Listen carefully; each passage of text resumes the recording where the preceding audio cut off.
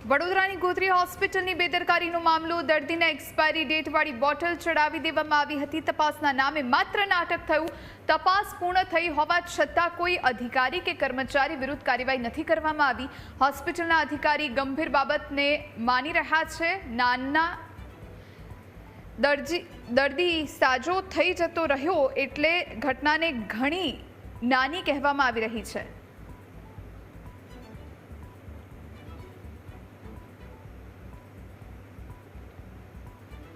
વડોદરાની ગોત્રી સરકારી હોસ્પિટલમાં ડિસેમ્બરના પ્રથમ સપ્તાહમાં એક વિવાદ સામે આવ્યો હતો।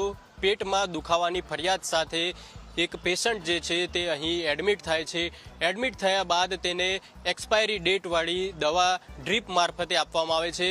થોડી ક્ષણો બાદ જ્યારે તંત્રને ખબર પડે છે કે આ જે ડ્રીપ મારફતે દવા આપવામાં આવી રહી છે તે એક્સપાયરી ડેટવાળી છે, તાત્કાલિક તેને બદલી દેવામાં આવે છે। સમગ્ર મામલે મેડિસિન વિભાગ પર તંત્ર દ્વારા એક ઇન્ક્વાયરી કરવામાં આવે છે। ઇન્ક્વાયરીમાં એવું સામે આવે છે કે જે દવા ચડાવવામાં આવી હતી તે 2 દિવસ પહેલાં જ એક્સપાયર થઈ ચૂકી હતી।